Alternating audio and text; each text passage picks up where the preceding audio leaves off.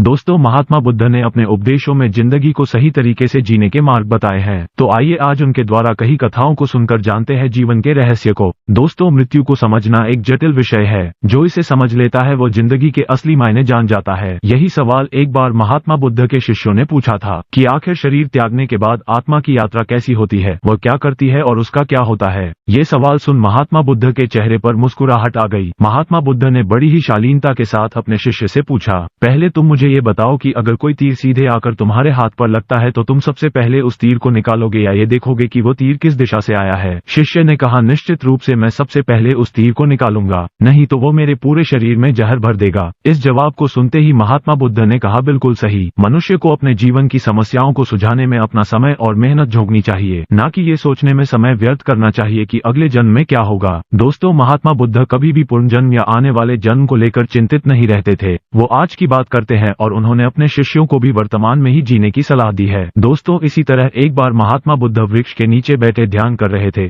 इतने में ही कुछ बच्चे वहां खेलते खेलते पहुंच गए और जिस पेड़ के नीचे बुद्ध ध्यान में लीन थे उस पेड़ के ऊपर पत्थर बरसाने लगे ताकि आम वृक्ष से नीचे गिर जाएं। तभी एक पत्थर महात्मा बुद्ध के सिर पर लग गया और उनके सिर से खून निकलना शुरू हो गया। लेकिन इस घटना के बाद महात्मा बुद्ध की प्रतिक्रिया और भी ज्यादा हैरान कर देने वाली थी। महात्मा बुद्ध रो रहे थे। उन्होंने बच्चों से कहा, तुमने इस वृक्ष को पत्थर मारा, उसने तुम्हें पल दिया, लेकिन जब ये पत्थर मुझे लगा तो सिवाय डर और भय के मैं तुम्हें कुछ भी नहीं दे सका। बुद्ध की इस बात में काफी गहराई थी कि इंसान जब डर और भयभीत होता है तो वो किसी काम का नहीं रहता। ऐसे में अपने मन से डर को बाहर निकालो और आगे बढ़ो। तो दोस्तों, उम्मीद करता हूँ इस वीडियो से आपको कुछ सीखने को जरूर मिला होगा।